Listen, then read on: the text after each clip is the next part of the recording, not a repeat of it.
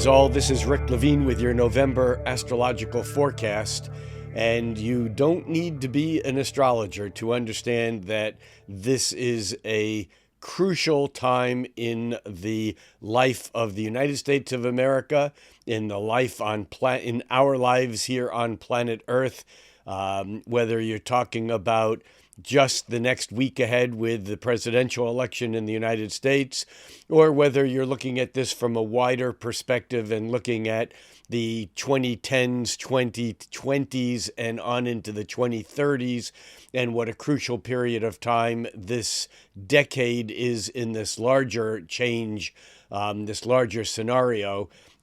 We're going to drill down on the month of November in just a moment, but I want to start off and thank everybody who's a participant here, and please subscribe, like, pass on this YouTube to other people. It would be really nice to grow the channel a bit, and I appreciate your participation and support. Also, if you're not on my email list, please go to ricklevineastrologer.com. The clickable link will be along with all the other clickable links in the first pinned comment below. It'll be pinned to the top, and all the links will be there. As many of you already know, every month I do a free reading for someone on the email list. So if you're not on the email list, get yourself there. This month, we have a winner. We have Kristen, and Kristen will receive an email from me and or Gail, my assistant, who actually does the selection by getting a random number generator to pick a number out of the people on our mailing list. And so far, let me see. So far, we've done. I've done 4 readings for people. This is the 5th month that we are doing this, and so if you're not on the email list, get on the email list. I will not overwhelm you with lots of emails, but that way you can be kept apprised of what's going on, not only up there astrologically, but also when I have a new YouTube post or something else going on online, you will be kept up to date.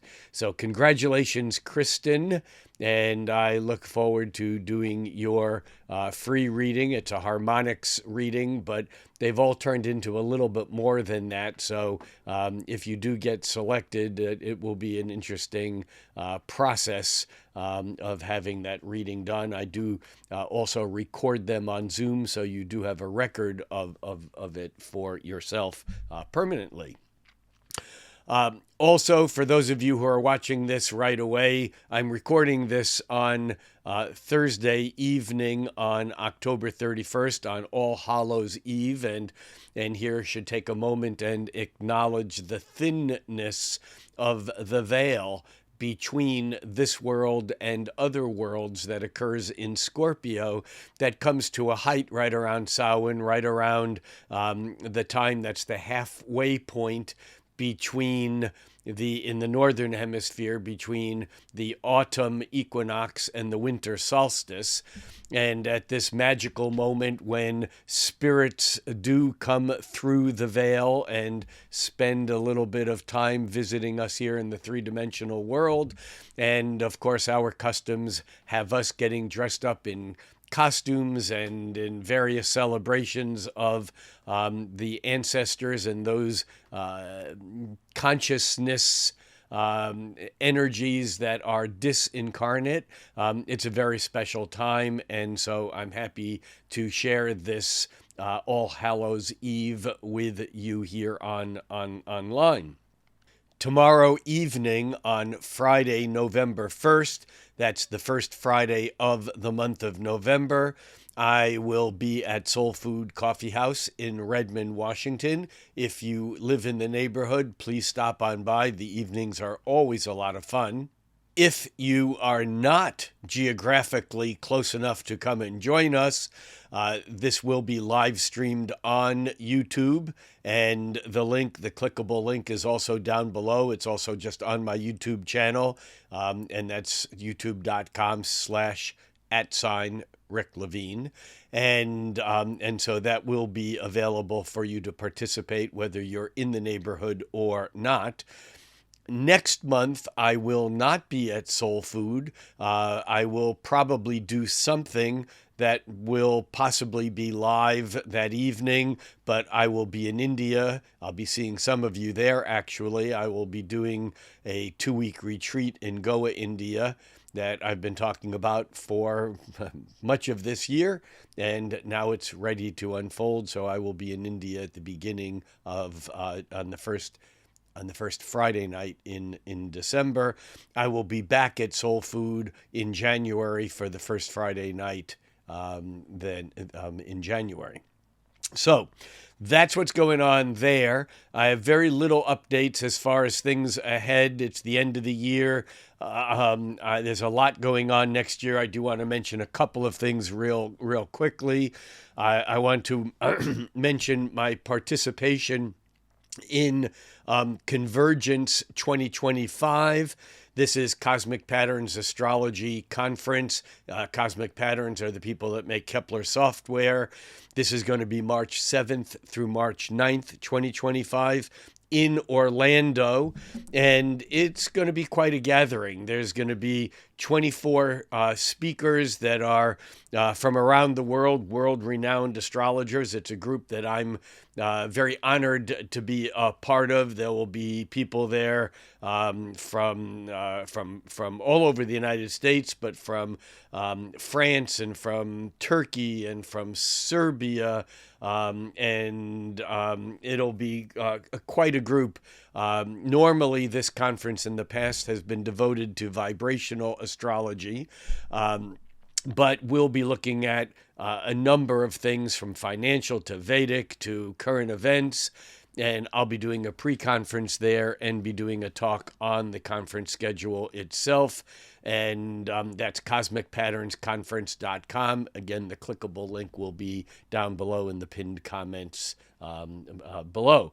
So that is March 7th through 9th.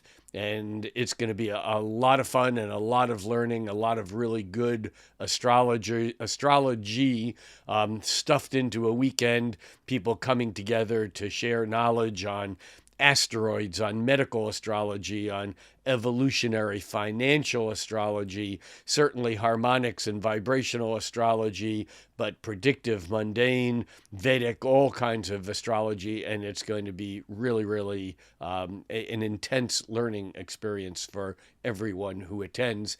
Even those of us on faculty, we love to go to conferences like this and learn from other astrologers. The other thing I want to mention is that I will be doing a European tour. All the dates here are not confirmed yet, but this will be in May and June of 2025. And I will be speaking at the 4th International Portuguese Astrology Congress. And this is going to be in Vila Nova de Gaia in Portugal, near Porto. And there will be both Portuguese and English-speaking events. There'll be a room devoted for English participants. It's going to be quite a gathering. I'm really looking forward to it. This will be the 3rd Portuguese conference that I've attended, and this one seems to be slated to be a very special event in a very magical place with some very cool events around the conference itself. I'll see some of you there. And incidentally, that will be May 9th through the 12th. So that's at the beginning of May. But I'm going to start this tour off in London with an event that will be announced shortly. And I am going to then be speaking in Copenhagen in the beginning of June. And in between, I'm going to be doing an event in Stockholm. Information on all this stuff will be coming to you. And so I look forward to connecting with some of my European friends who either I haven't met yet or haven't seen in a long time. that's it for that. It's like a short little piece right now. I'll have more on some of these events in December and certainly in January. And I'm looking forward to them, and I'm looking forward to getting around this bend because as we talk about November, we certainly are at a bending point. I've been using the image excuse me, I've been using the image recently of in the olden days before steam engines, when the clipper ships would go from New York around Tierra del Fuego, because there was no Panama Canal built yet, in order to go to San Francisco or even to points east from points west from there, whether it be India or other places across the Pacific. And you couldn't take your bearings on where you were going until you made the bend around Tierra del Fuego, around the land of fire, because the transition from the Atlantic Ocean to the Pacific Ocean was a very difficult transition, and it took out a lot of ships, but it could take days, weeks, even longer because of the severe weather down there, and also because the Pacific Ocean is a little bit higher than the Atlantic Ocean. And so without a steam engine or other forms of combustion powered ships, it was a very difficult journey. We are at that point right now, and all over the world, but especially in the United States with this election coming up, which will be just in less than a week from today. Again, I'm recording this on Thursday, October 31st, and Election Day in the United States will be next Tuesday on November 5th. I'm not here going to address the election or make predictions. I've been talking about the election and the candidates for quite a while. And regardless of what happens or doesn't happen at the election in the United States, we still have our work cut out for us in the days, weeks, and months ahead.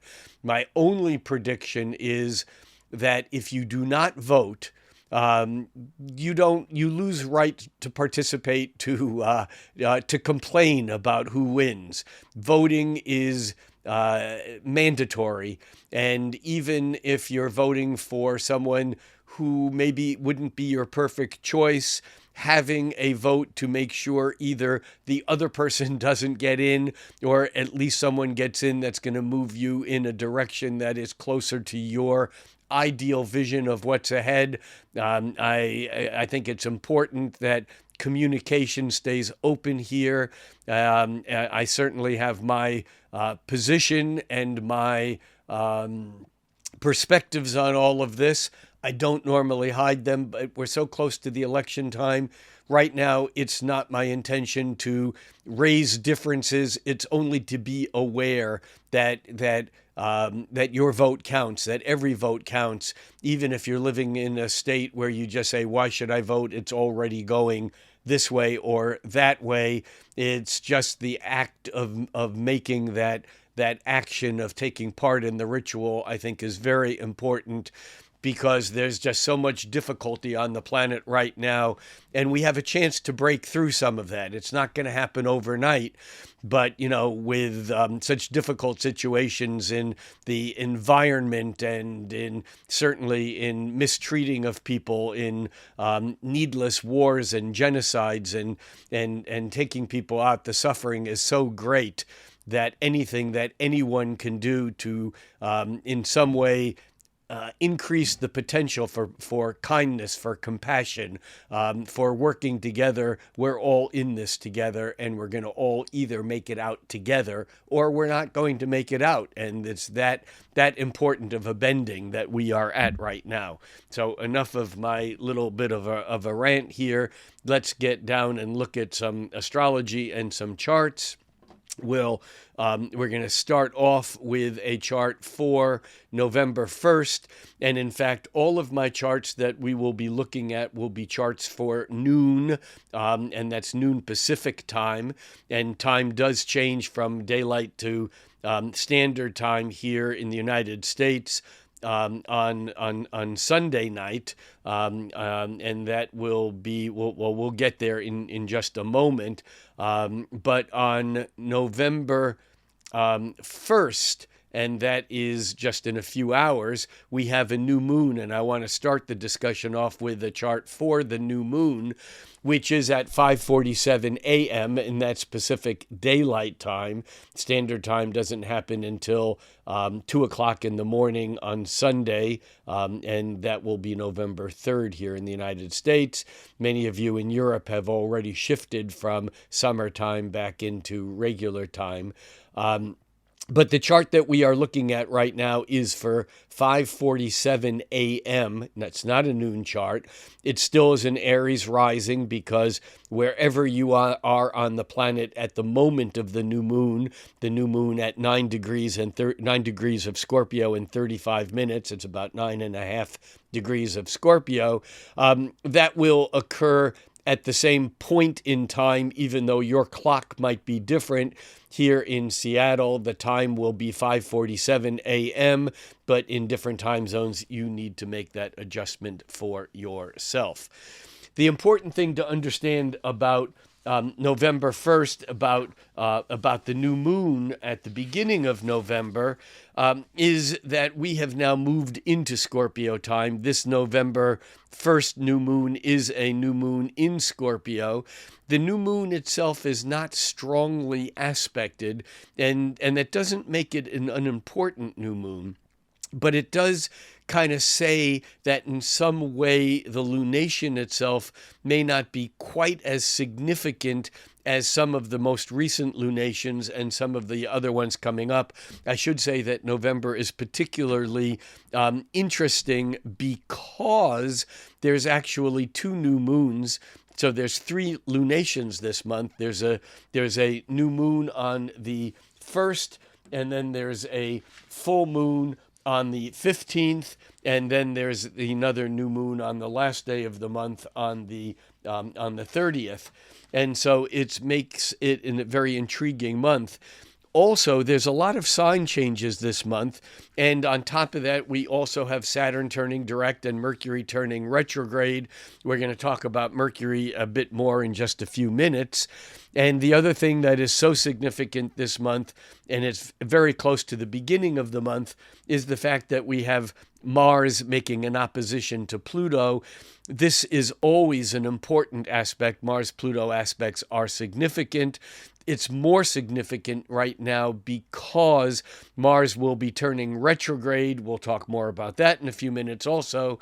And Mars will repeat this opposition to Pluto 2 more times. And it's certainly playing into the energy of the November 5th election. So as we look at this chart for November 1st, for this new moon at 9.5 degrees of Scorpio, we do notice that the moon is coming into a trine with Saturn, perhaps helping us create a bit of much needed stability. The actual new moon is about 3.5 degrees away from that. About 3.5 degrees away from the exact trine to Saturn. But what's important is that over the next few days, the sun will actually make that exact trine to Saturn. The sun's trine to Saturn actually occurs on November 4th. And that being so close to Election Day, I think that's another thing that will play into what's going on.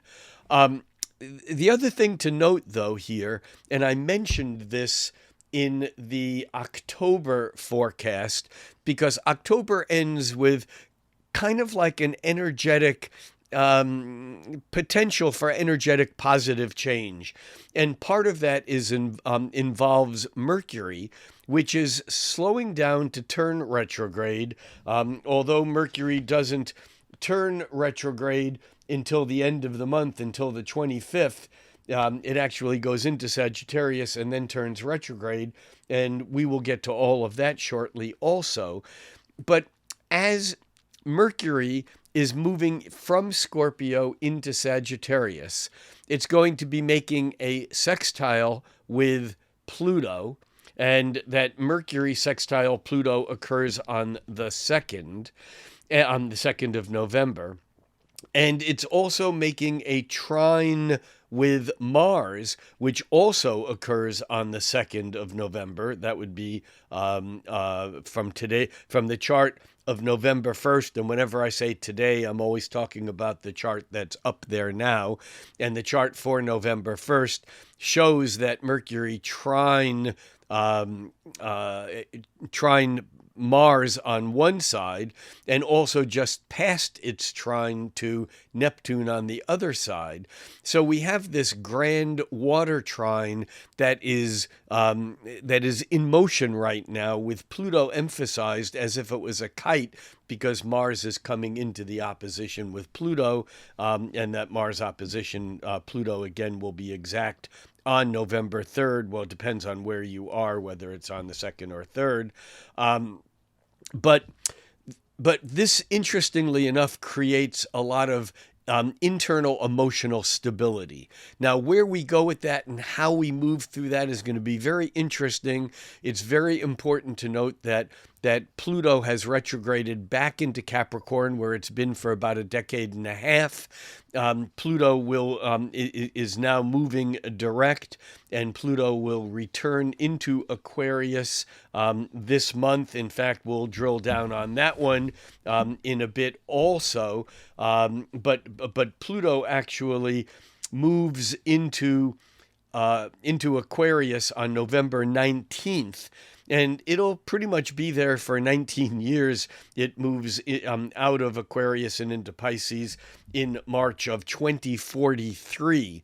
And we've had a few tastes of this Pluto moving from Capricorn into Aquarius, which it did the first time back in March, a year and a half ago, March of 2023.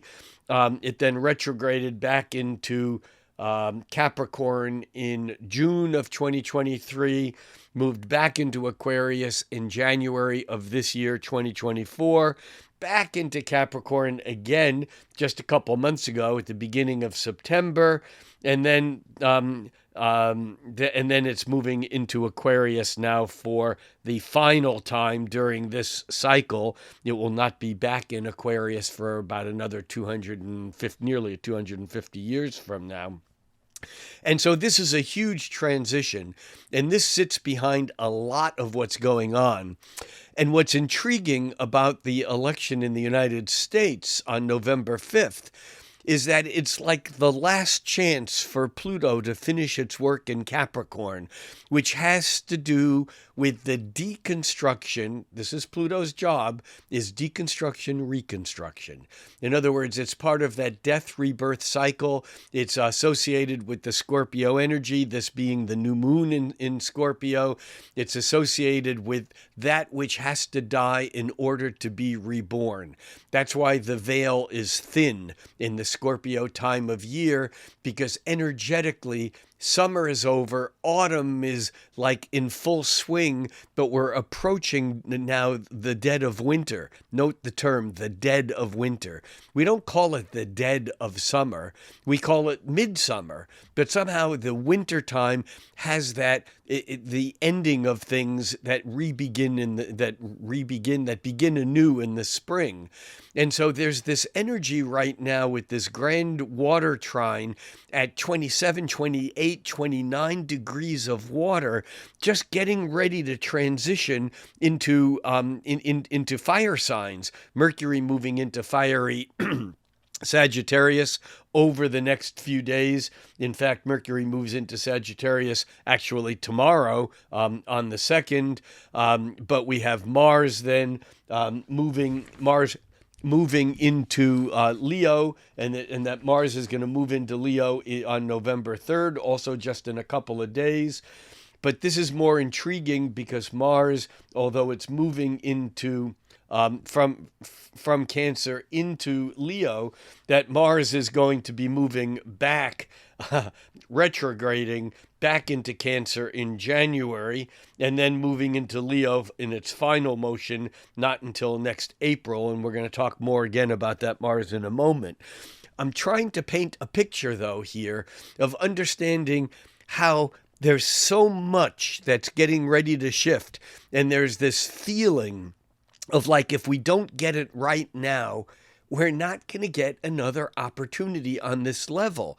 Because as Mercury moves into fire, followed by Mars moving into fire, and this whole grand trine in water, watery Mars, watery Mercury, even Saturn and Neptune in watery Pisces, the water and earth elements have been powerful, with even Uranus in earth Taurus.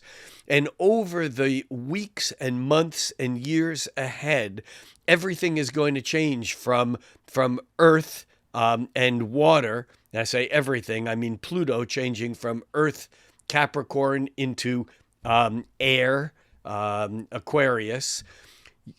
Neptune changing from water Pisces into Neptune, and that's as early as March of next year. Neptune moves into Aries in March of 2025, just a few months away. Then we have Saturn moving into Aries in May of 2025, out of water into fire. We have Uranus moving out of Earth Taurus into air Gemini in July of 2025. And of course, Pluto, we had already talked about, is moving from Earth Capricorn into air Aquarius on November 19th. And this shift is so important and so fundamental, and it's setting into motion kind of a fixing of the energy that right now is very much in transition. It's like we're giving this opportunity to finish up the work of the deconstruction, that would be Pluto, of everything that needed to go, that needs to go. It's going to take years, even decades, for it to unfold completely. Remember, the last time Pluto was in Capricorn was just coming into the American Revolutionary War. And then, obviously, not only that, but then as it moved into Aquarius, we had the Continental Congress, and we had the first American Congress meeting. We had also the storming of the Bastille and the French Revolution. This was a time of incredibly great change, and it's that amount of change that we're seeing right now, and we're seeing it reflected in so many ways, that in so many ways are the struggle between the old and the new, between the corporate and the post-corporate world, whatever it is that we're moving into, between the colonial and the post-colonial world. And we're seeing the levels of greed and the fear of not having kind of clashing with this potential for trying to get it right, because as Buckminster Fuller so rightly said, there's enough wealth and there's enough food and there's enough substance on the planet that everyone can live. It's just a matter of how are we going to, or if we are going to be able to redistribute it. And that becomes part of the issue of what we're dealing with right now in this very precarious moment. So enough about the chart for November 1st and the new moon, but in it, it's like, I don't know that I've ever seen a new moon chart that is so pregnant with change. You know, there's that saying of like, you can't be, almost pregnant. It's like you're pregnant or not. And here, that pregnancy is like at such a moment of fullness, not because of the new moon itself, although a new moon is always a sense of an opening of the next cycle. But with all these planets, the faster moving planets right now, making trines and sextiles to the slower moving planets, we've seen this over the last week with, or over the last few weeks, with the Sun, with Venus, with Mercury, with Mars, making these angles to Pluto, to Neptune, to Uranus, and we're going to see more and more of this. It's a very potent moment. So let's now go to our noon chart for. Actually, we'll start off with our noon chart for today. For November 1st. And we can see already here that at noon on November 1st, that the moon is still in Scorpio, but it's already separating. It's a few degrees away, and by the from the sun. And by noon on November 1st, the moon is actually making a trine to Saturn. And so there's that sense of either being stuck in a feeling or the emotional stability that we're still getting, especially as Mercury is still moving into its trine with Mars, and that will continue to grow. I should make one other comment here, and that is that the Jupiter sextile to Chiron is very close, and that Jupiter sextile to Chiron is something that is coming and going. We're not done with that. That will play out over the weeks and even the months ahead as we get into the next phases of that exact aspect.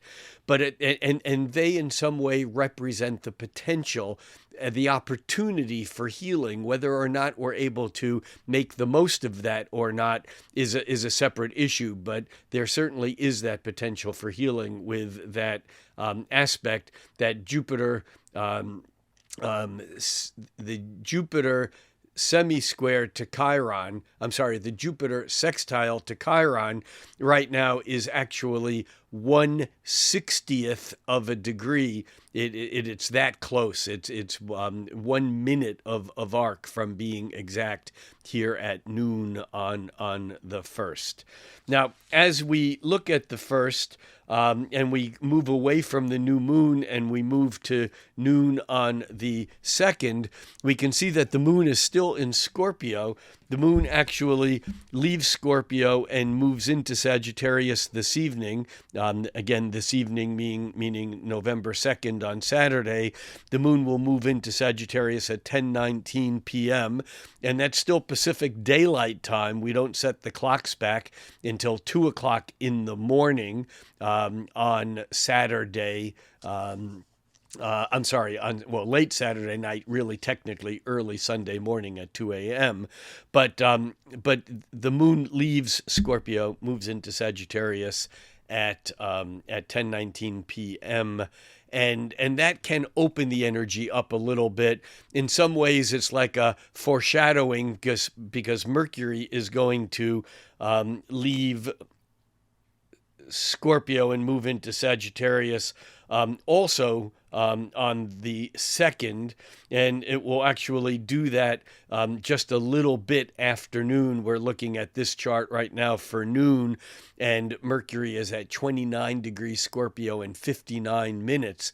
Mercury right now is doing a very, very important thing because it's at the point of Thales, which is the point that is sextile one side of an opposition and trine the other side. We have that Mars opposition Pluto. At noon, Mars opposed Pluto is less than a quarter of a degree from exact. It's 14 minutes of arc. The orb is 14 minutes. That's less than a quarter of a degree.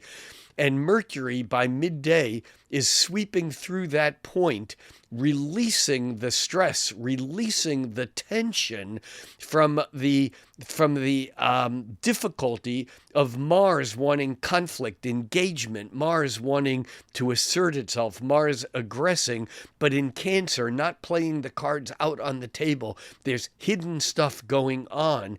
And as it opposed Pluto, it comes up against the resistance that's hidden. This is not Saturnian resistance, because Saturnian resistance is a wall. We can see it. Plutonic resistance is what's hidden. It's what's unconscious. It's what's unexpressed. And here, as Mars comes to oppose Pluto, the tension is palpable. We can feel it. Again, this is leading up to the election, but it's Mercury, the communicator, the psychopomp. The psychopomp is the is the consciousness that actually can go into the underworld, can recover the hidden stuff, bring it out in the open. And as Mercury moves through that trine to Mars and the sextile to Pluto, the trine to Mars is early in the morning, like at 1:21 a.m.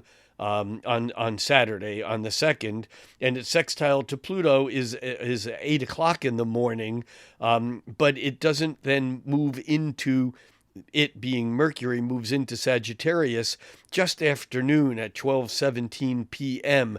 And the energy shifts. There's something that happens that shifts, that's then doubled down when the moon shifts into Sagittarius later tonight at 10:19 p.m.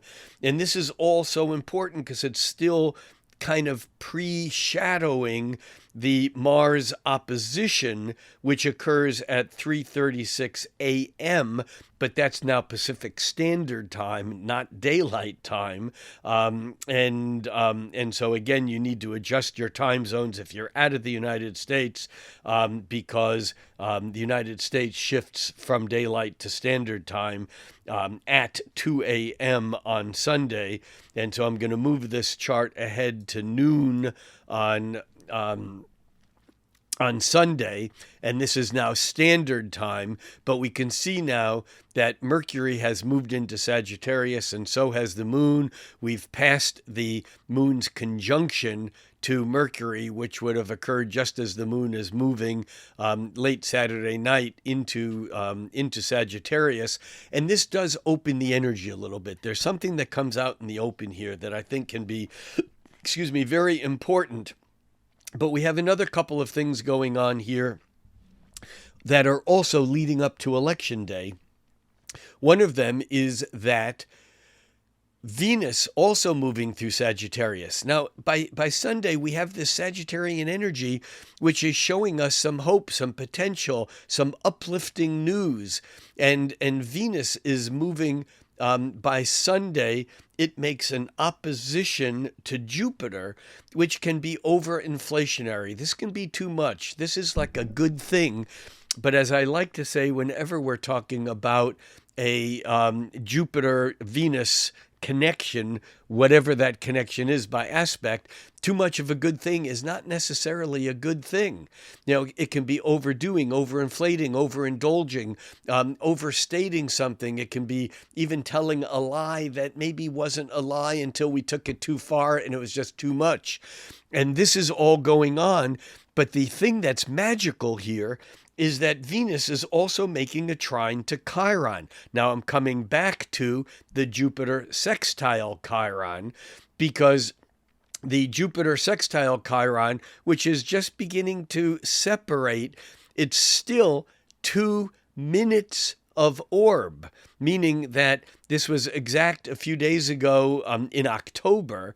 And although the aspect is separating, it's still 1/30th of a degree from being exact. And as Venus opposes Jupiter at 7:25 a.m. and then trines Chiron at 8:22 a.m., in a way, it acts as this concept in horary astrology that's like a translation of light. In other words, even though the Jupiter and Chiron are not exact, they're pretty damn close. And remember, Jupiter is expansive, it's opportunity. Chiron is the wounds that need healing. It's the teacher that teaches us how to take our wounds and move them into something that can be positive instead of debilitating. And as Venus makes that opposition to Jupiter in the trine to Chiron, and this is on early in the hours on Sunday morning, we have the potential for moving something in a way that opens things up. I think that there is optimism that I would like to throw around this particular moment in time, especially because Mars, which is exactly opposed Pluto early in the morning today on Sunday, again, it's exact at 3:36 a.m. But as Mars moves into Leo, and it does that at 8:09 p.m. It is then it's by midnight on the at the end of the day, at midnight on November 3rd, actually the beginning of November 4th, as Mars moves into Leo, Mars is still only a quarter of a degree away from being exactly opposed to Pluto. So that Mars-Pluto is still in play, but as Mars moves into Leo, it takes the energy and it moves it out into the open. In Cancer, it was holding it back. Things come out. I'm really hopeful as to what may occur here on the day before Election Day, knowing that many people have already cast their ballots in the United States. But we have this real potential uplifting movement, I think, that occurs on Monday as Venus makes the trine to Chiron, the opposition to Jupiter. As we now have 3 planets in uplifting Sagittarius, we're still left over, though, with the Sun that is not only applying to a square and a half to Neptune, that's exact early in the morning at like 1 a.m., on Monday the 4th. But that Sun is also coming into a trine to Saturn, which is exact mid-morning on the 4th. And here, as we look at the chart for noon on Monday, November 4th, we can see that the Sun is still partile trine Saturn, and this is giving us a sense of stability or stuckness. I mean, again, good, bad, these are value judgments, and it's hard to know whether that Sun trine Saturn will kind of stabilize something that we want or something that we don't want. But we still have the energy of Venus, even though it's separating from Venus, and the moon are coming still into that connection with Chiron by trine in opposition to Jupiter. In fact, by midday on Monday, the moon catches up with Venus. And as it moves through that point in the early afternoon, as it catches up with Venus, it is also going to make that exact opposition with Jupiter and Chiron, again, bringing the potential for healing, I think, in a very strong way. What we do with it remains to be seen. Then we come to Election Day itself. On Election Day morning in the United States, on Tuesday at 7:17 a.m., the moon moves into Capricorn. It's now cohabitating with Pluto. That Capricorn energy hopefully will bring an element of seriousness around what the day can bring. But we still have Mars opposing Pluto, even though the aspect is separating. By noon on Tuesday the 5th, Mars is almost a degree away from that exact opposition to Pluto, but it's still in play. And I don't want to say a whole lot more about the energy on this day, except the moon will be moving through Capricorn. I think people will be taking this day seriously, no matter what their position is or what their level of activism or engagement or denial or whatever it is. That moon moving through Capricorn on Tuesday, I think will be an important piece of the unfolding puzzle.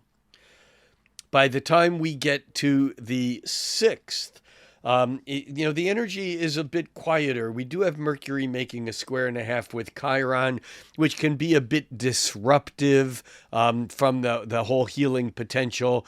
And I certainly don't expect whatever happens on November 5th, I expect there to be some ongoing disruption that you don't need to be an astrologer to expect or to assume will be unfolding. However, we do have Mercury also making a trine sextile with the nodal axis. And so there may be some deep potential for movement here. We'll just have to see how that unfolds. Remember, however, that even though Mars is moving away from the opposition to Pluto, Mars turns retrograde and will come back into that opposition 2 more times. I did mention that earlier, that Mars turns retrograde on December 7, and it actually makes the opposition 3 more times all the way through next summer. Mars, I think it's a very important thing to keep in our mind, because whatever the stress and tension is that is coming out into the open at this time, the engagement between Mars and Pluto, which is never easy, it isn't over. Even though the election day, that motion, that day is now by November 6th, it is in the past. The energy of that day will continue to live. By midday on Wednesday, I should also mention that the moon moving through Capricorn will make a sextile with the sun. In fact, it'll make a sextile with Saturn late morning on Wednesday, the 6th, and then make a sextile with the sun around noonish.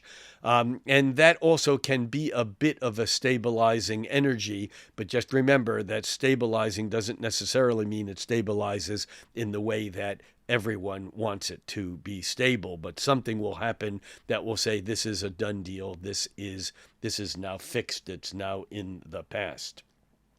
By the time we get to the 7th, we have, looking at the chart at noon on the 7th, the moon is now catching up to Pluto. This is another round of intensity because the moon lining up with Pluto mid-late afternoon, and then the moon will actually slip from Capricorn into Aquarius by 3 o'clock, that's 3 p.m. Pacific Standard Time. 2:57 is the exact moment, but then that moon will oppose Mars, and as the moon on Thursday conjoins Pluto and opposes Mars, again we're getting a re-stimulation of the Mars-Pluto opposition that we're going to feel. It might be difficult, it might be disruptive as we move to that's on the 7th. We also have Venus making a quincunx with Uranus, and so there's this unsettled feeling. There's stuff that doesn't feel good that's still unfolding here, even though there is movement away from whatever it was that just happened on election day. It's interesting talking about all of this because it's such a big event. And I don't know what's going to happen on election day, but energetically, what I'm talking about will play out whatever it is that happens. The 8th, astrologically, I'd say it's a quiet day, but I don't think there are any quiet days here because we're in the midst of such a great transition and change. But the moon does move into Aquarius, and it opposes Mars. And on November 8th, by midday, the moon is moving through mid-Aquarius. There's not a lot of exact aspects on the 8th, but by the time we get to midday on the 9th, well, the moon is going to make its first quarter square with the sun, and so there's certainly some angst and some energy here very early in the day on the 9th. But we also have on the 9th Venus moving into a square with Neptune. And as Venus squares Neptune, there's this sense that fantasy illusion comes back into the mix again big time. I think this is not just a switch that's been turned on. My sense is that this will be playing all the way from Tuesday, election day, Wednesday, Thursday, Friday, Saturday. By the time we get to midday on the 9th, the Venus square Neptune is exact, and it may be that whole sense of the illusions, are all over. The fantasy, the fake news is out of control, and it may be complicated to find a piece of stability to stand on, but we'll see how this unfolds. That's November 9th. Also on the 9th, we have the moon in the evening, 7:59. You can think 8 p.m. Pacific Standard Time. The moon moves into Pisces on Saturday evening. And again, I think this is going to increase the fuzziness of what's out there. We do have, as the moon moves through Pisces on the 10th and 11th, and moving into Aries late in the evening on Monday the 11th, I think we have a revisitation to how confusing things are, although there's some real reality that we need to contend with. I think on Monday the 11th, as the moon lines up with Saturn, and it does that very late, actually, on the 10th, on Sunday, but by the time we wake up on Monday morning, the moon will have crossed Saturn, and the lessons will need to be learned already. That moon is still heading toward Neptune on Monday midday. And so by Monday evening on the 11th, we have the moon conjoining Neptune, and then the moon moves into Aries, and it does that on Monday the 11th at 10:25 p.m. And it's almost like, okay, now we need to give up what we were talking about in the past. Things are moving into the future.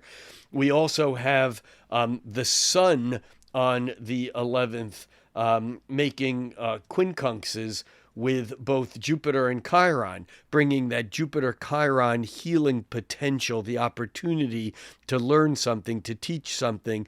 That Jupiter-Chiron goes into high focus again on Monday, as the sun first makes a quincunx with Jupiter early in the morning at 3:08 a.m., and then makes a quincunx with Chiron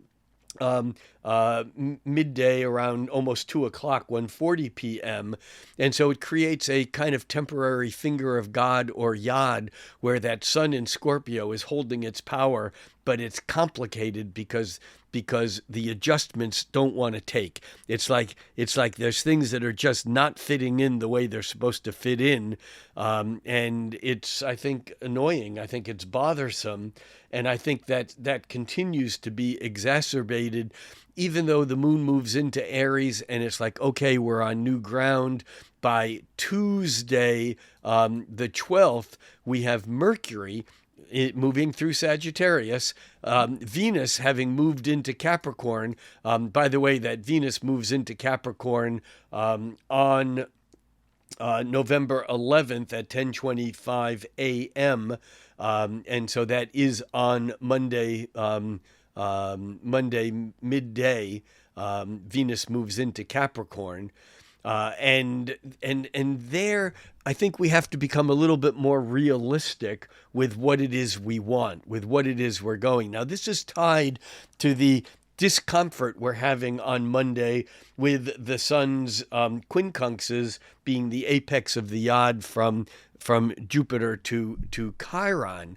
But I think what's important here also is that Mercury, as it's moving through optimistic Sagittarius, is running into a square that's exact on November 12th, on Tuesday in the morning, 5:21 a.m. it's exact. And so there's this reality check. We're not going to be able to just live off in fantasy land. We have to take certain facts as real. And they may not be easy facts to swallow, but as the moon moves into Aries, makes a square to Venus, and as Mercury moves into as Mercury moves exactly into that square with Saturn. This is, late night on Monday, early hours Tuesday morning. By Tuesday noon, that Mercury is already past its exact square to Saturn. This is still, though, rather uncomfortable. We can't avoid the lesson that we need to learn. That is on the 12th. On the 13th, The moon actually moves into Taurus late at night on the 13th at 11 p.m., actually 10:58 p.m. But we're looking here at the chart for Wednesday the 13th midday, and we can see that the moon is still moving through. It's about 22 degrees of Aries here on the 13th. Mercury is past the square to Saturn. And we really should talk a little bit about Mercury, which is really slowing down because Mercury turns retrograde, as I mentioned earlier, on November 25th. So Mercury actually moved into what we call its shadow on November 7th. Now, it's important that it didn't move into its shadow prior to Election Day. Why is that important? Because Mercury's shadow is the area where Mercury moves through, and then retrograde moves through a second time, and then direct moves through a third time. So Mercury actually on Election Day was at about 6.5 degrees of Sagittarius. And Mercury moves all the way to 22 degrees and 42 minutes of Sagittarius by the 25th of November, where it will then turn retrograde, moving back through all of that same area until December 15th, when it reaches that 6.5 degrees of Sagittarius again, where it went into its shadow back on November 7th. And so Mercury turns direct on December 15th at 6 degrees 24 minutes, actually. But you can think 6.5 degrees of Sagittarius. And it doesn't leave its shadow until it reaches 22 degrees 40 minutes of Sagittarius on January 2nd. Now, the reason why this is all important now is that Mercury's square to Saturn, which is exact on the 12th, the square is exact at 5:21 a.m. on the 12th. And even though on the 13th we're moving away from that square will repeat again when Mercury is retrograding back through its shadow, and it will repeat again on December 6th. And then as Mercury turns direct, it won't be out of its shadow yet. It will repeat a third and final time on December 26th. Now, this is totally important because Mercury is also making an opposition to Jupiter in a few days, and it'll do that on the 18th. We'll get there in just a moment. But on its retrograde, it will make that same opposition again on December 4th, and then on its final direct move on the 26th, it will then make its third and final opposition to Jupiter. Mercury on the 26th of December, obviously the day after Christmas, Boxing Day, Mercury will be making a square to Saturn and an opposition to Jupiter, while Jupiter is making its second of 3 squares to Saturn.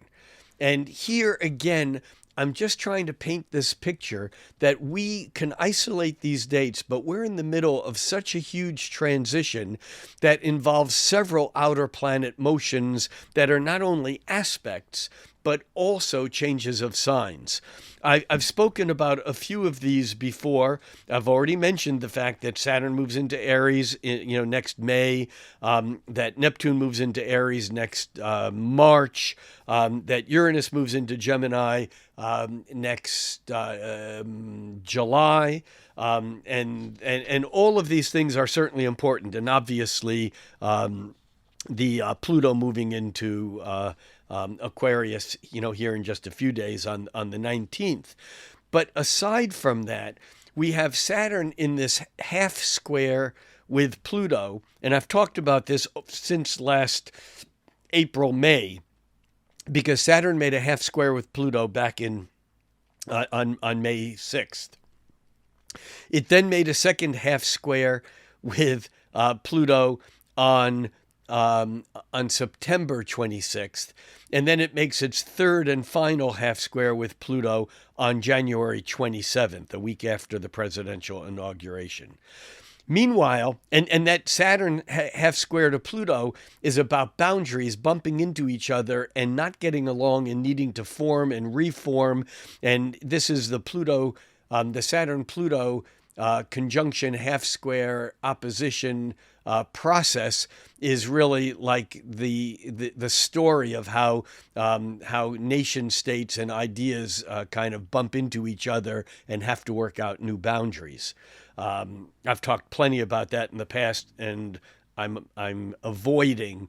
I'm stopping myself from saying more about it right now. It's something that we'll come back to again and again. At the same time, we have Jupiter squaring Saturn 3 times, and the first time was back in the middle of August.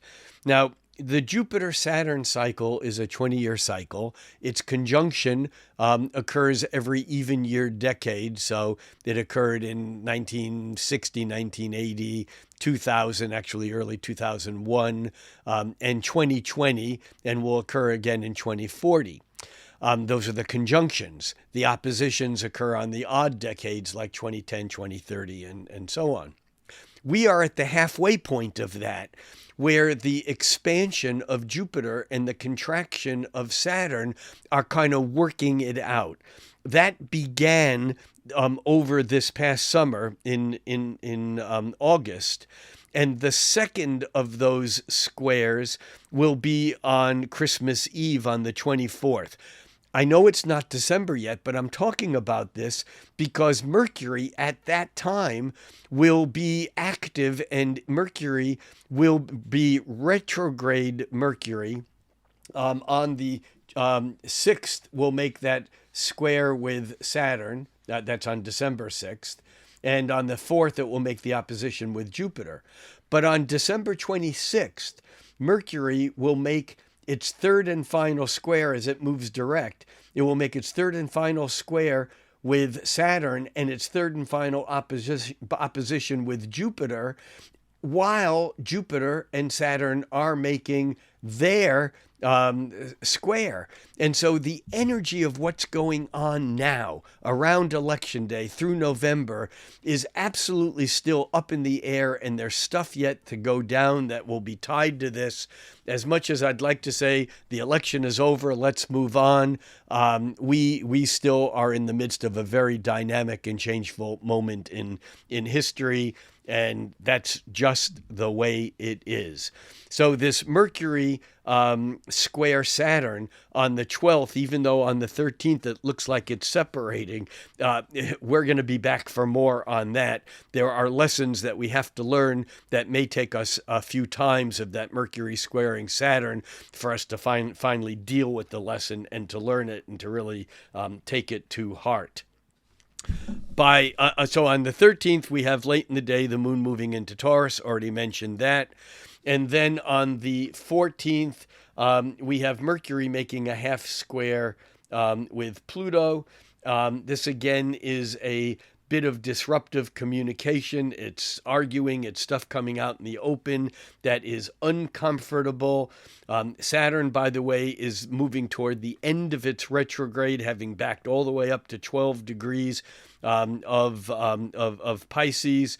And on the 15th, late at night, the moon moves into Gemini at 11:08 p.m. But also on the 15th, Saturn formally ends its retrograde phase. It's stationary direct in the morning on the 15th.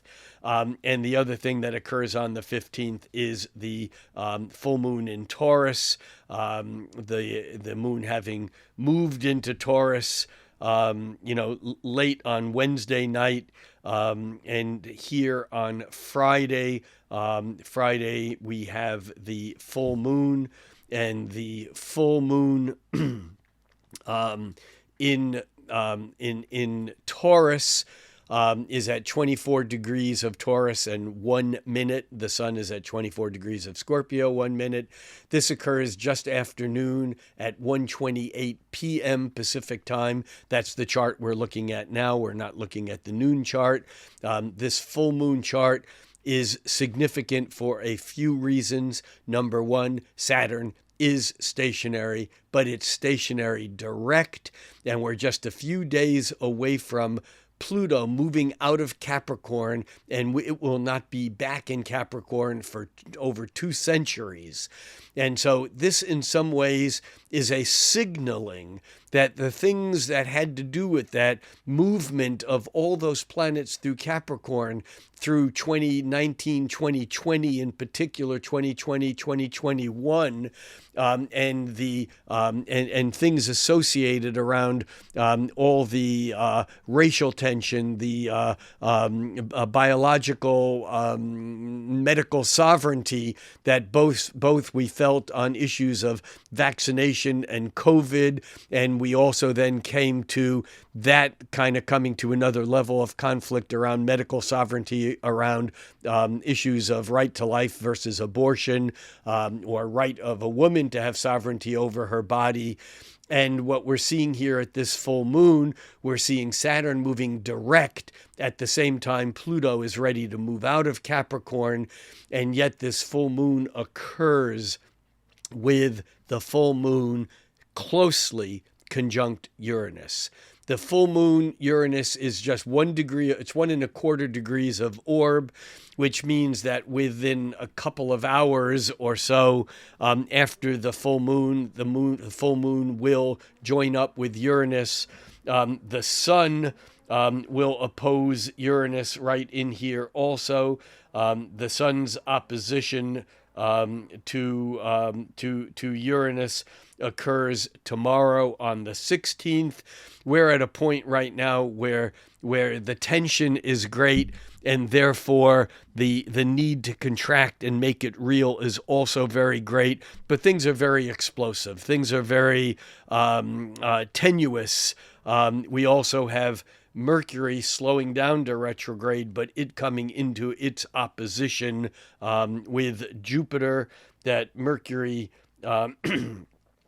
opposition to Jupiter occurs on the 18th. We'll get there in just a moment, but we're feeling another wave of tension here at this full moon that I think is quite palpable. I think it's hard to hide that energy. We also have Venus coming into the bendings, the point where Venus is coming into a 90-degree angle to the nodal axis. Let's move this ahead another day.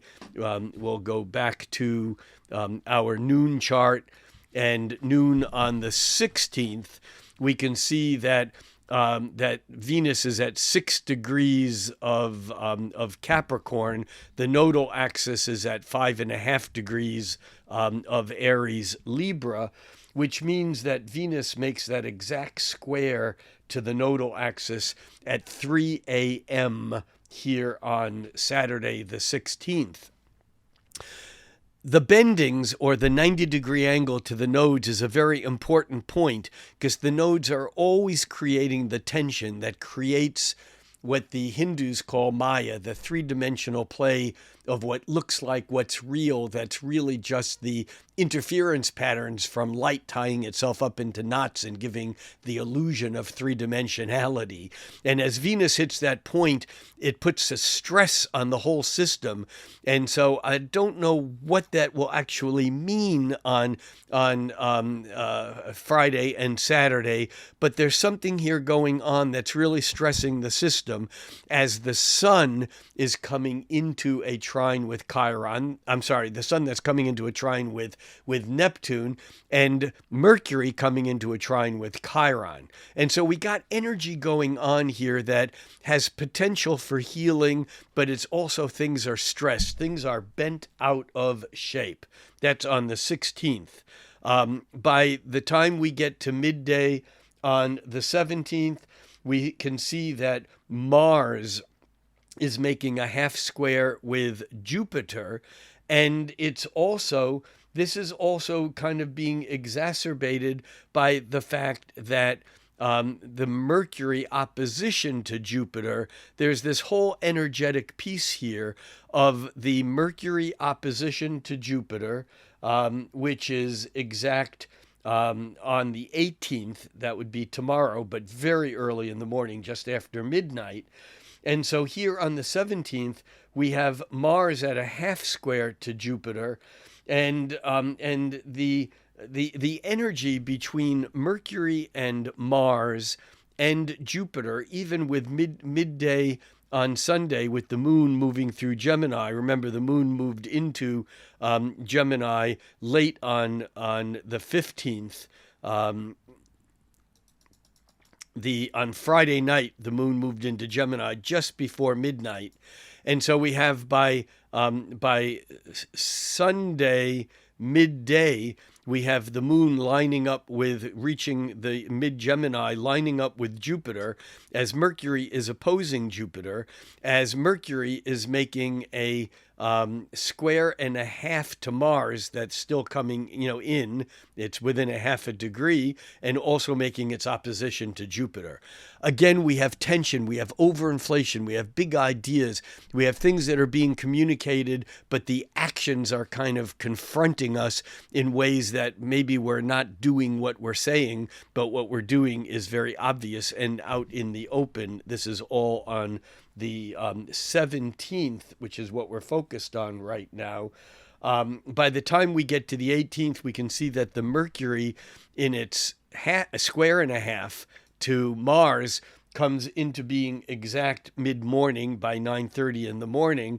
And so we have Mars actually creating that point of Thor, where the opposition from Mercury to Jupiter is being exacerbated by Mars, because Mars is making a half square to the Jupiter side of the opposition and a square and a half to the Mercury side of the opposition. This is really stressing our communication, and yet at the same time, Mercury is moving into a trine with Chiron, and that's exact tomorrow on the 19th. And we also have the sun moving into that exact trine with Neptune. What does this all mean? It means that we can dream up. That would be the sun trine Neptune. We can dream anything. Our imagination is free to roam with the sun trining Neptune. Mercury trining Chiron is we can use our words to heal. We can use our words to learn, to teach. But at the same time, actions are not conforming to this. Actions, that's the Mars in Leo, making the half square to Jupiter and the square and a half to Mercury, are exacerbating everything, complicating things. And on top of that, we're still just coming off of the sun's opposition to Uranus. We are in for some really rough tides, rough water here, and it'll be interesting to see how, in fact, this plays out on the day before Pluto moves back into Aquarius just after noon at 12:39 p.m. on Tuesday the 19th. And on Tuesday the 19th, we also now have the moon in Cancer. I didn't mention that with everything else going on the 18th, with the Mercury opposition Jupiter and Mars at the point of Thor, and the Sun making the trine to Neptune, and Mercury making the trine to Chiron. We also have the moon moving into Cancer at just after midnight at 12:49 a.m. on Monday the 18th. And now as we get to the 19th, we can see that that on the 19th, Mercury is making that exact trine to Chiron. And we can also see that at noon, Pluto is at 29 degrees of Chiron, 29 degrees of Capricorn, and 59 minutes that Pluto moves back into Aquarius at 12:39 p.m. Pacific time on Tuesday the 19th. And again, this will be the last time that Pluto will move from Capricorn into Aquarius for nearly 250 years. So we now have 19 years ahead of us of Pluto moving through Aquarius. It will move into Pisces in 2043. And we have so much to gain and so much to learn and so much potential, and yet it will not be an easy transition, because it means that we're going to leave behind some of that past of the whole Capricorn meltdown that we've experienced over the past 15, 18 years or so. This is a very dynamic moment in time, and we're just getting flavors and tastings of what's ahead. But this is all very, very important. On the 20th, we do have the moon moving from Cancer into Leo, where it will catch up with Mars. It moves from Cancer into Leo at 5:50 a.m. It catches up with Mars about 2 in the afternoon. On Wednesday, things are more out in the open. That moon is also exacerbating Mars's half square to Jupiter that was already exact, and then it will exacerbate Mars, the sesqui-square from Mercury to Mars as the moon moves across that position. Also, as the moon changes from Capricorn into Leo, this will be the first time that we'll have the moon making its opposition to Pluto, while Pluto is now stabilizing. Even though it's just at the beginning, it's stabilizing. It's nearly two decades in Aquarius. All powerful, powerful stuff here on the 20th. By the 21st, we have another shift in the energy, and that is that the sun moves from Scorpio into Sagittarius. It does that just before noon. At noon, we can see the sun is at 0 degrees and 00 minutes of Sagittarius, which means that the sun is making a sextile to Pluto. We're getting a little bit of an opportunity here to move into the future, to take some of the future stuff and apply it. On top of that, we're also coming into another stabilizing piece and by the way, now we have the sun and Mercury in Sagittarius, and that will hold for a while because Mercury is ready to turn direct. And so we'll get an extended period of time here of the sun in Sagittarius, while Mercury is also in Sagittarius, emphasizing the opportunity, the potential, the possibility of what's ahead. Now, we also, as we move ahead to Friday, the 22nd, we can see that Venus is making a sextile to Saturn. Now, that sextile is exact early in the morning.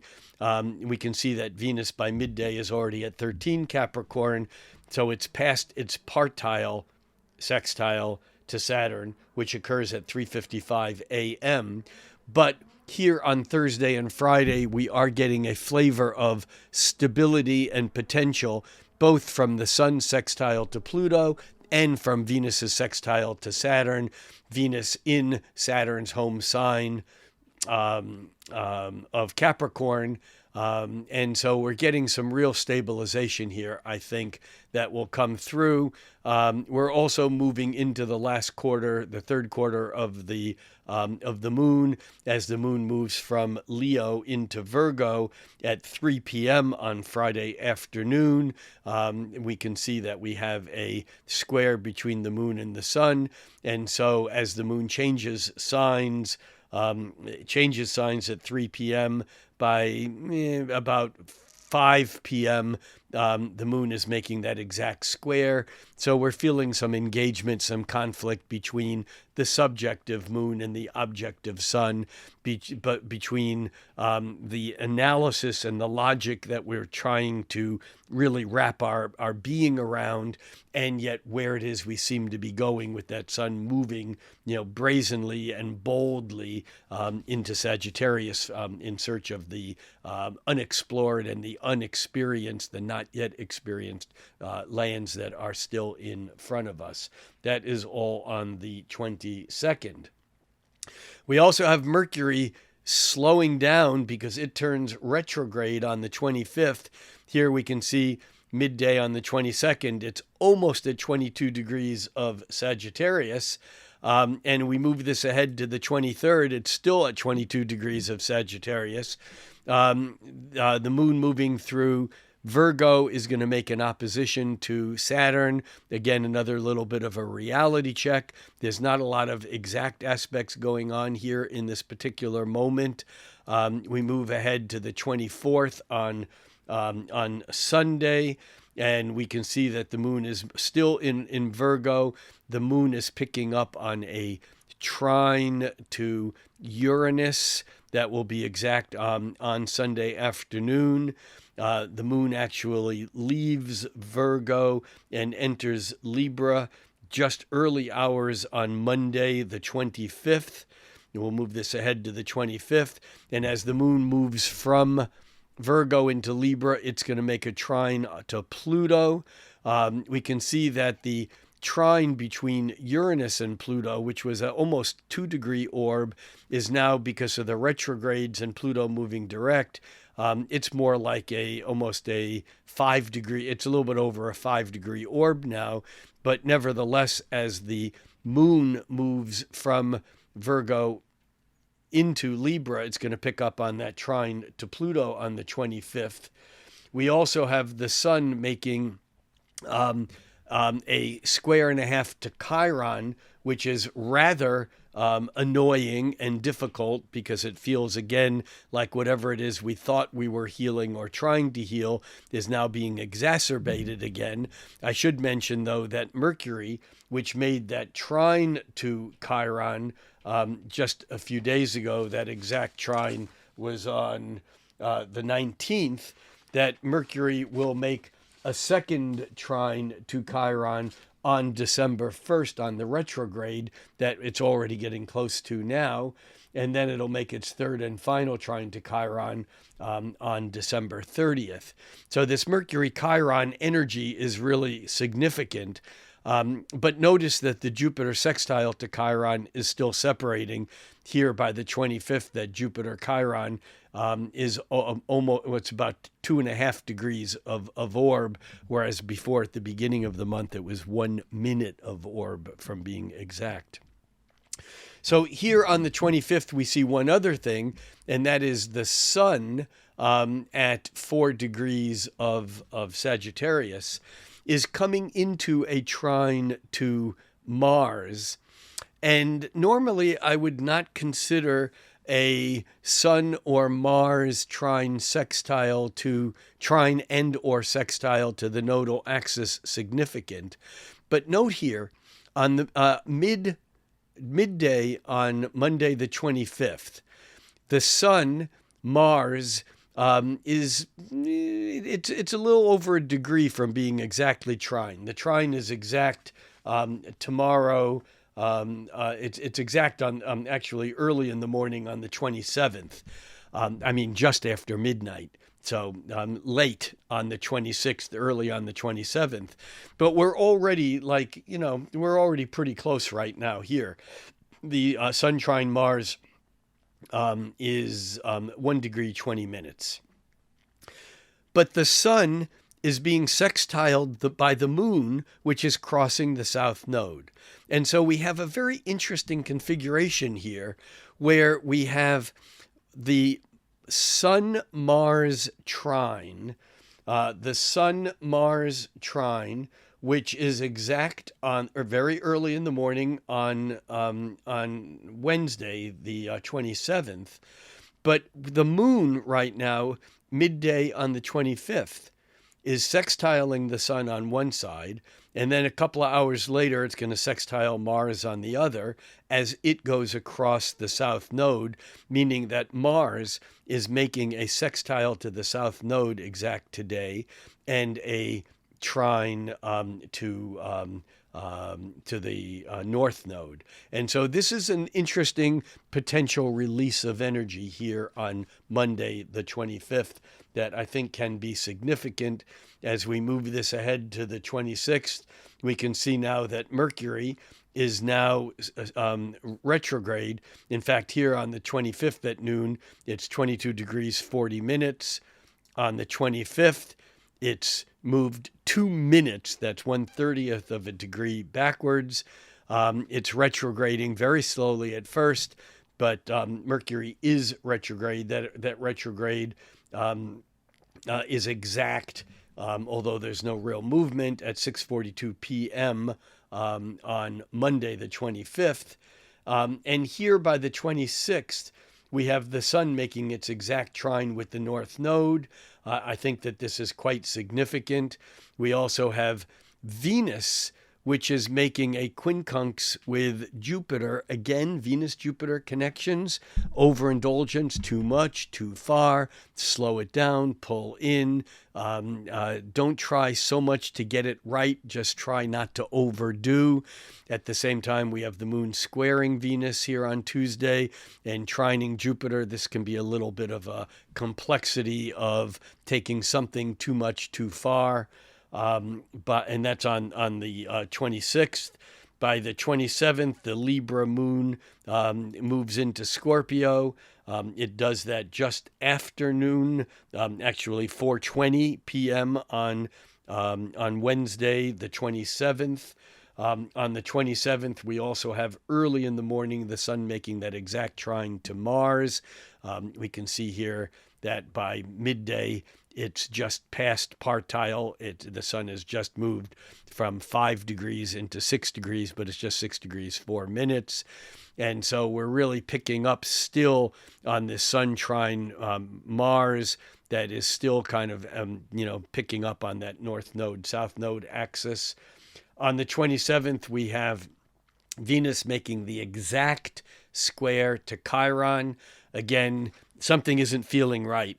The healing that we were expecting, that we were wanting, may just be like another round of irritation, an acute something, especially as the moon is now moving through Scorpio. Here by Thursday, the 28th, we can see the moon in Scorpio kind of moving toward a trine with Saturn. And on the 28th, there's no real exact aspects, but we can see that the moon is still, kind of emphasizing the watery side of reality, even though it may not be very observable on the outside. The moon trine Saturn can create some real stabilization in our own internal feelings. As we move to the 29th on Friday, the 29th, again, there's no exact aspects, except by midday, the moon in Scorpio is making an exact sextile with Venus, with retrograde, nearly almost stationary, but retrograde Mercury right in the middle. And so we have a semi-sextile midday between the moon and Mercury, and between Mercury and Venus, which is exact at about 1:30 p.m. And normally I wouldn't comment on this, but because there's 3 planets involved in that hum, and because Mercury is still moving back toward its next trine with Chiron, which I already mentioned, happens on November 31st. I get that's really December 1st. I was just kidding. So that's really only a couple of days away. And so I think that Mercury is extra important because it's getting a bump right now, and we're getting to redo something, re-say something, reconverse on some issue that maybe wasn't quite resolved, that we get another chance to on that retrograde Mercury over the next couple of days. By the 30th, early in the morning, the Scorpio moon gives way to Sagittarius. And as we do that, we are moving closer to the new moon in Sagittarius also on the 30th. But before we get there, I just want to mention that as the moon moves into Sagittarius, and it will do that at 3:52 a.m. on Saturday morning, we have the moon and the sun and Mercury in Sagittarius. We also have the moon making a trine to Mars, even though the sun is past it. It's re-emphasizing that trine. And it's also picking up on that trine to the North Node. So there's some positive movement here in fiery, action-oriented energy. But we also have Mercury making a square and a half to Mars. Now remember, Mercury made that sesqui-square to Mars. We talked about this back on the 18th, that there was complications in communication. Mercury square and a half to Mars. On the 30th, retrograde Mercury is making a second square and a half to Mars. We can look to mid-November to see what the issues were that we may be re-stimulating now. And that will play through by a third and final sesqui-square between Mercury and Mars on December 29th. And those last days of December are total rock and roll. We'll get to visit them more, both on the mid-month update for those of you who will be getting it, and on the December forecast. We'll be talking about that a whole lot more.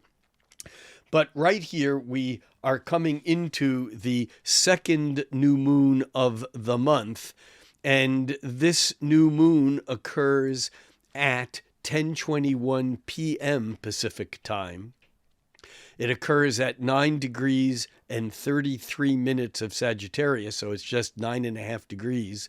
And again, the sun-moon conjunction by itself is not exactly aspecting anything. It's coming into a trine with Saturn, so hopefully, again, we're moving toward some stabilization. But I think here the thing that's most important is this retrograde Mercury giving us this opportunity to get things right, to revisit the healing aspect. And also Venus coming into a trine with Uranus. There's some breakaway energy here. And I think I'm just going to leave it at that because the energy by the end of the month, I think November is just crazy. I mean, again, the presidential election looms large.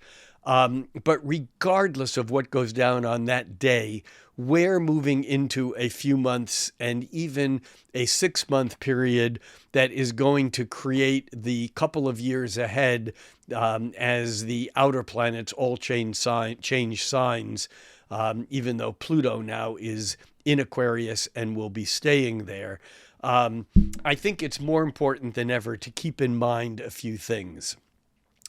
First of all, I think it's really important that we realize that if we're stressed out, if we feel like things are bent out of whack, if we feel like there's uncertainty and instability, we're not making it up. That's really what's going on out there.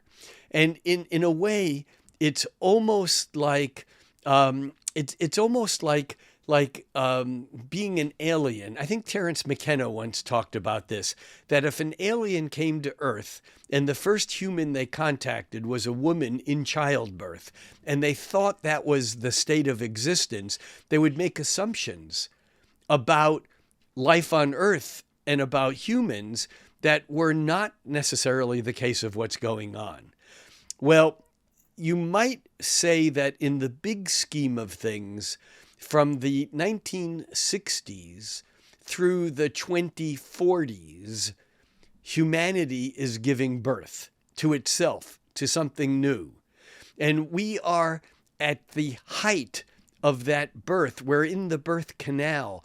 Through the 2020s, we are at a point where it feels very critical. You know, if you're a fetus in that perinatal state, just ready to be born, as you're going through the birth canal, what you feel is constriction. You don't know what's on the other side. You're feeling like narrowing. You're feeling conflicted. You're feeling uncertain. You don't even know whether you can breathe or if you're going to make it.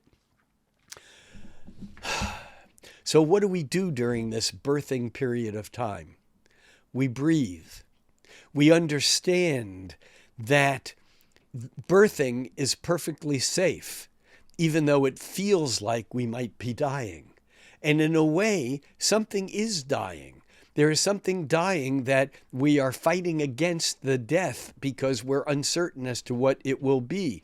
It's the caterpillar that if the caterpillar had an ego, it would fight against its own death because it wouldn't know that it was to become a butterfly that would fly. And right now we're seeing reality through photographs, through pictures, through events that are happening hour by hour, day by day, week by week, month by month. And we're seeing things based upon what we see as moments in time, rather than seeing what we're experiencing now as part of a dramatic, maybe the most dramatic process humanity has ever been through.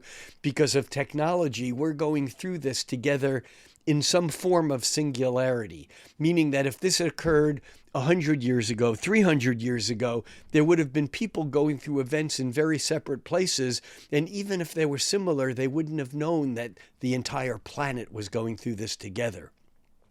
Right now, it doesn't matter where we live on the planet, whether we live in the United States, in England, in Russia, in Brazil, in Korea, in Japan, in Indonesia, in India, in Monaco, in Luxembourg, wherever we are on the planet, we are part of this process because technology has created a singularity of consciousness that's giving us this sense of immediate feedback that's changing everything that we've ever known about astrology.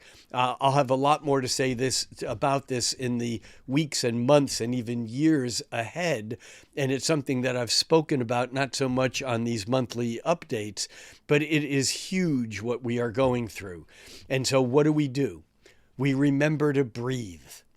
We remember, like the caterpillar, disintegrating in the cocoon in the chrysalis stage, that this is perfectly safe. It may not feel that way, but the transition that we're going through only is dangerous if we resist the transformation, if we fight it, if we are dumb enough or lack trust to break out of the womb, to break out of the chrysalis, to break someone else out of, to open up the cocoon before the caterpillar emerges as a butterfly, then it becomes dangerous. But the process itself is not dangerous.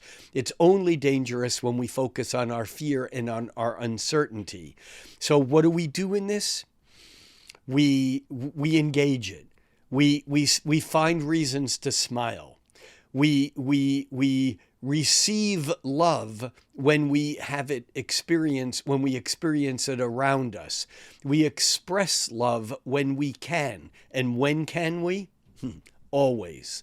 We act kinder than we normally do, because we are normally caught up in potential negativity and it's around us. And if we just remember that right now, it's so important to share, to smile, to find similarity rather than what's different. Look, we all want to be in the same place, ultimately. Where is that place?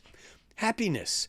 We all want to be safe. We all want to be happy, but we have different fears and different expressions of how we envision getting there. How we get there may, at this point in time, be or become out of our control.